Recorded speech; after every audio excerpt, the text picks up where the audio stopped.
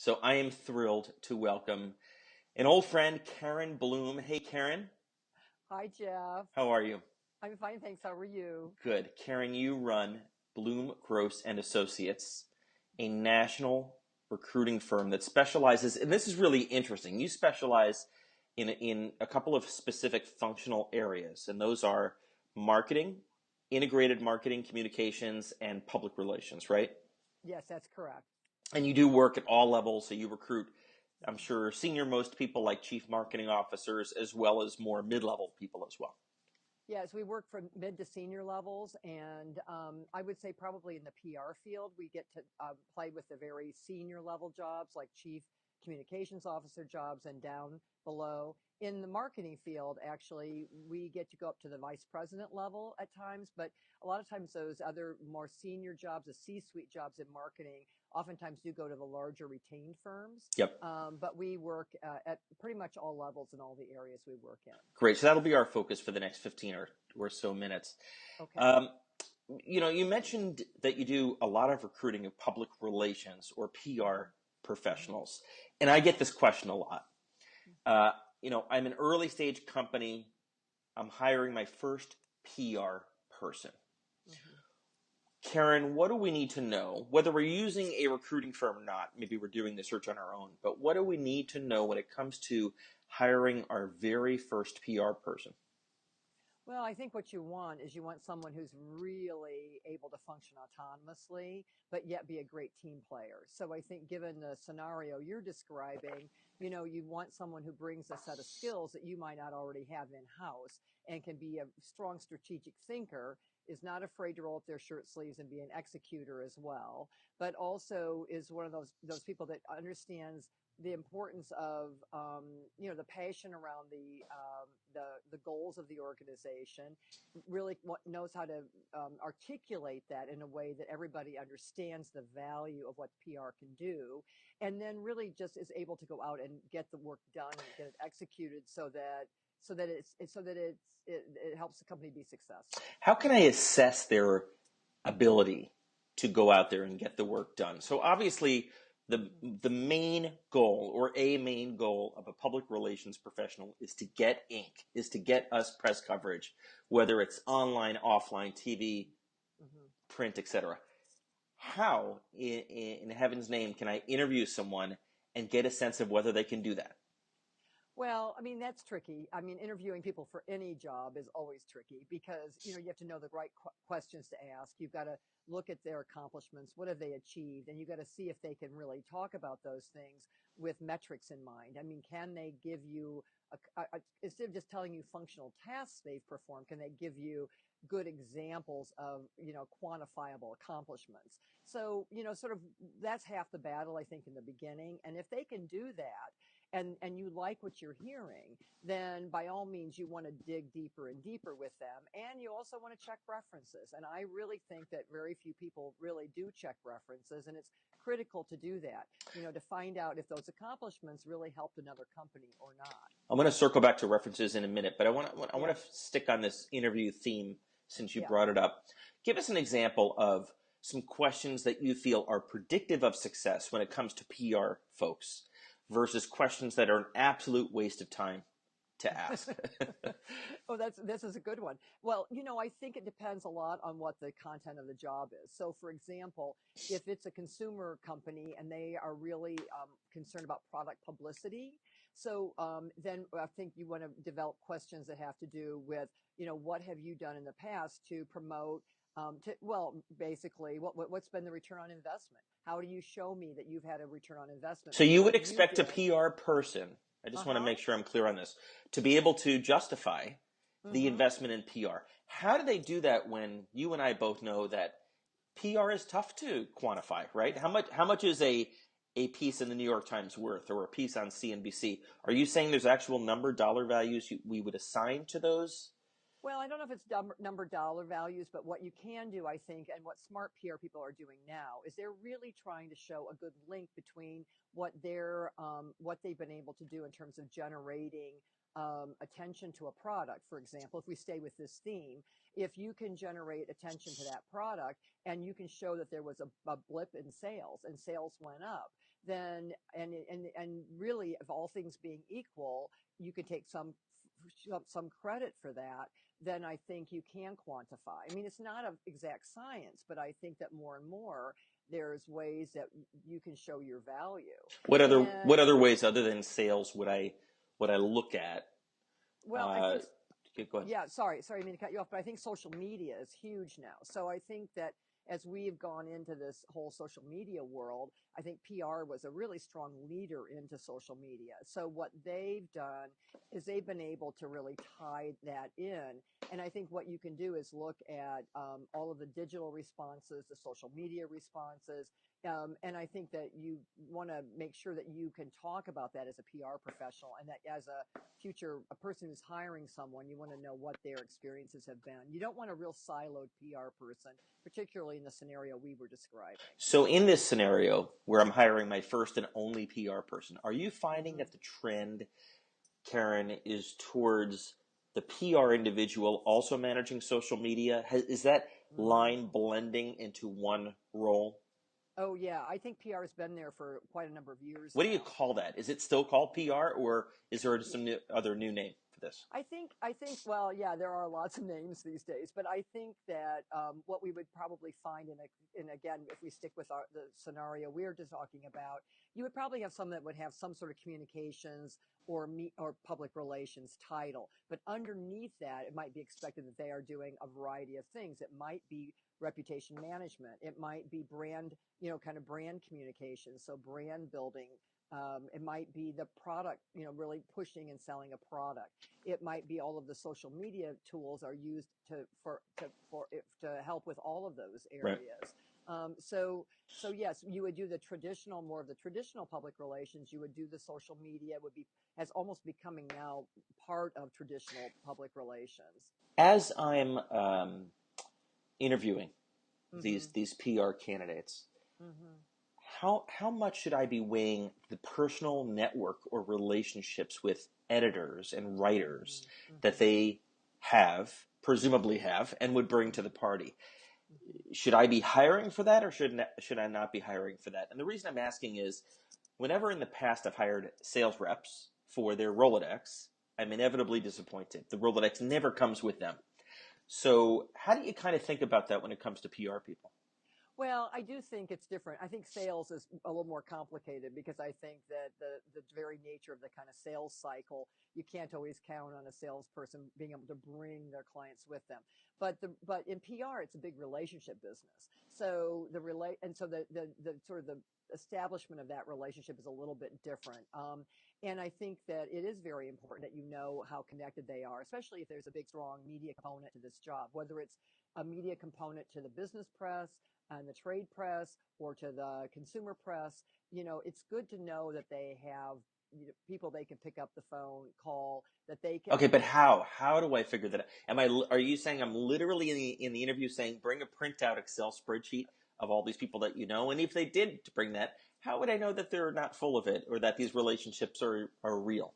Well, no, you make a good point, and I think that how most people tend to judge it is not necessarily by the actual relationships with some of those people, but what the outcome has been. So if they can show that they got hits in the New York Times and in Forbes, and or they were that how many times they were on CNN, or whatever, that those were the efforts that they put forth and they got an outcome. So it doesn't necessarily mean that it's always dealing with the same person, but that they were able to get success with those particular outlets. That's the kind of thing you want to look at. If they've had no success with kind of major league outlets, then they probably either haven't had the experience given to them to do it, or they weren't successful at it. So if that's a real key thing that you want, then you want to really know what they have been able to accomplish in that area. Is there a secret or a trick to telling whether they were good or lucky? So let's say they got on the New York Times first page, right, Right. for their previous employer. Yeah. How can I tell whether that was a lucky break that fell in their lap? Maybe the New York Times called them, or whether it was their relationship with an editor. Well, yeah, you have to probe, you have to ask the questions. And I think that you just have to sort of hope that you're getting an honest answer. If it was, a result of outreach from the New York Times, for example, well, that still could be good in that they were able to respond in a way to make the story interesting enough or provide the information that then warranted that, page one, article. So, it's hard to, it's a very fine line. I mean, you point out that it's a very fine line, and you're exactly right. But you're right. Until you're interviewing people and kind of probing them, you're not really going to know what the circumstances were around those Right. particular media hits. Yeah. It's And oh, go ahead. oh, I was just going to say, and I also think that what we see now is that people in public relations are much more than just, media hounds. There's still media hounds out there, just really, plugging away. But we really see that there's a very broad base to the work they're doing, and that it's a lot of strategy development that goes into, multifaceted campaigns. So I think you want to be evaluating every aspect of what the person's been doing on behalf of prior companies or clients. So aside from, let's call it smiling and dialing to get media coverage, Yeah. and aside from running the social media, what are some of those other new characteristics or new responsibilities of the 21st century PR manager? Again, can only hire one person, so they're going to be, a Jack or Jane of all trades, if you will. Well, I think that we see that in this, again, if we stick with the scenario, which is a good one, this is going to be someone who's going to be perhaps advising and guiding the CEO or the C-suite, teaching them how to be spokespersons, making spokesperson opportunities available for them. This is going to be someone who is going to be helping to define the strategy of where are we going as a company from a public relations or communications perspective. Right. It's going to be someone who also can advise and guide about internal communications, because employee communications and internal communications is really important, very critical for growing companies. So you see And that as part of the responsibility of my first PR person is to lead my internal PR with employees, investors, etc. Yeah, I think it would be great. I mean, if it was me and I was in that kind of scenario, I would absolutely be looking for someone who's pretty multifaceted, who can wear a lot of hats, who's got ideas and can tie it all together. So what you want, of course, is the employee and internal communications to be really tied to the whole kind of corporate branding that you're doing. And that's also for recognition of growth. I mean, because as you grow, you want to make sure that the brand communications around the company and how the company is being depicted is also tied into the employee communications piece, not only for existing employees, but for the attraction of new employees. So as you recruit new people, all of that branding needs to come together. Got So it. there's a lot of work in that area. Mm-hmm. There's a lot of work in, and certainly social media goes both in and outside the company. Managing social media alone can be very, very time consuming, very strategic, very critical. And a lot of times, depending on, every company now has a web development, and some sort of maybe even e-commerce. And so linking all of that together and working to promote it and, get it out there in the marketplace is very important. And then, of course, there is the financial communications. If it's a growth company and there's a lot of need to talk to the business press or the financial press, somebody who can do that too would be great. Now, we've just described what in a big company would be 5 or 6 Sure. different This jobs. is a superhuman, right? This is a Who's able to superhuman. do this. Right. But we've described about 6 different jobs in a big company, but in a small company, if you can find someone who can do some of those functions and manage Right. some of those functions, Right.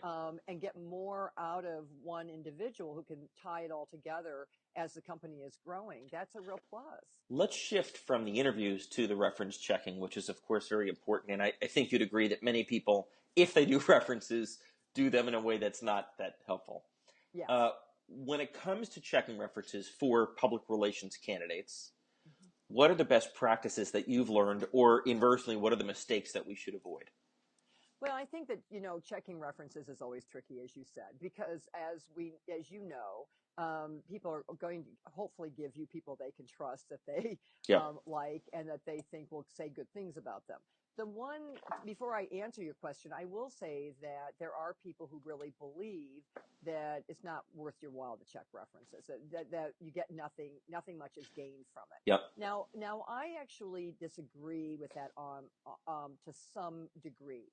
Because what I've done in the past when I've checked references, be it PR people, be it marketing people, be it whatever, the one thing that is consistently true for me is it validates what I thought I knew about someone.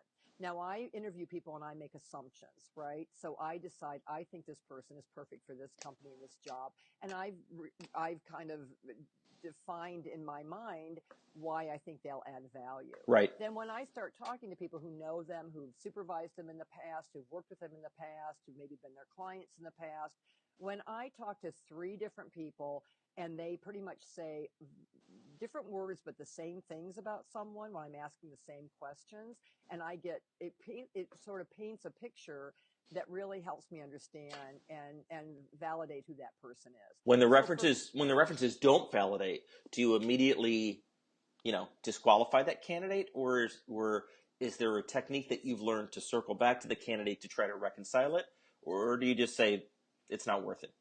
Well, I think generally when we're doing references, it's right either when an offer is about to be made or an offer has been made, but they want to see the references. So you're pretty far down the interviewing process when the references are done. So if you uncovered things that are uncomfortable that you're worried about, it really is your responsibility to go to the client and talk to the client about it. You're going to give them a written document anyway, and it's going to be contained there. I also do think it's our responsibility to go to the candidate and say, this came up in this reference check. Can you explain this to me? What was the nature of why I got this response or got Right. why this was told to me. Now, a lot of companies that we work with view the reference checking as an important tool that they can use to mentor and train someone Yes. or to supervise them. So there might be something that comes out about the person is a workaholic, I've tried to get them to stop working so hard. Right. I'm afraid they'll burn out. I mean, something like that, which sometimes can be viewed as a positive, can also be viewed as a negative. Sure. So it's an important consideration for someone as they start to manage someone, if that's what they know about the person. In the couple minutes we have left, I'd love to talk about compensation when it comes to PR people. Right. Just as when you hire a sales professional, Mm-hmm. you're likely to have part of their compensation be fixed, a salary or a draw, Mm-hmm. and the other part variable, commission, Mm-hmm. bonus, etc. Mm-hmm. What have you learned in your 26 years of doing this?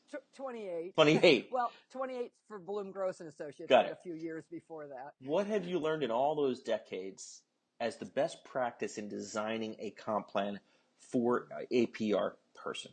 Mm-hmm. What percent should be fixed versus variable? How much should they be able to earn? Should there be a cap? And what do you base that variable piece on? Well, that's a good question. I will tell you that on the corporate side, it's very standard. It's very much a corporate, identified salary range, and then a target bonus. Probably depending on the level, there could be some sort of stock incentives and various other corporate benefits. So it's pretty clean cut. There's really not a lot of variable. It's very much if the company has determined that this director level person is at a equivalent of a director level salary, it just fits right into the corporate structure. On the agency side, we see a little bit more nuance. So on the agency side, it's a lot of it is just basically a salary with the promise that maybe if the company has a good year, we can look at some sort of bonus, but never stated. On the corporate side, it might Right. be, yes, your bonus will be 25%. And on the agency side, it may not be anything. Sorry, go ahead. What might that bonus be based on? Oh, the bonus would be, so the bonus would be based on individual performance. It would be based on company performance. There are some agencies that do pay a bonus for new business development. So if someone was good at either expanding the client that they were serving, bringing in more business and really expanding that business, that could be tied to it.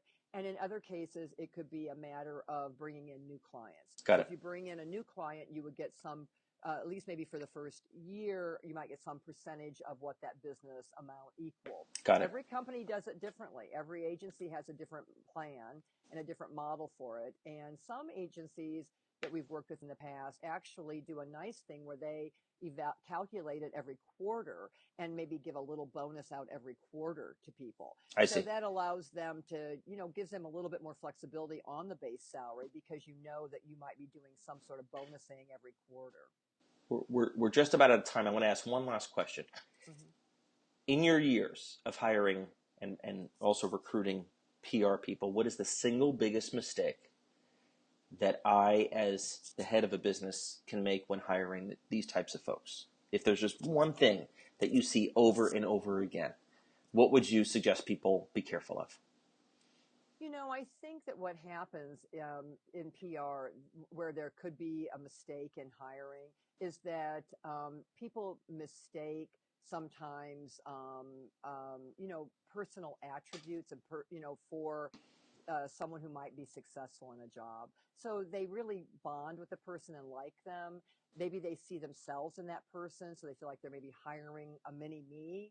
And they really kind of lose touch sometimes with really critical Right, right. evaluation of skill set.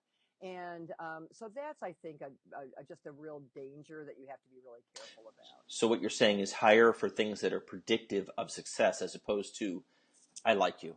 Right, Right. exactly. Yeah. I Okay. mean, just recently I've had a couple of people in the PR world, both times recently when I was talking with them about what they wanted to hire, say to me, I want a mini me from like 20 Yeah. years ago.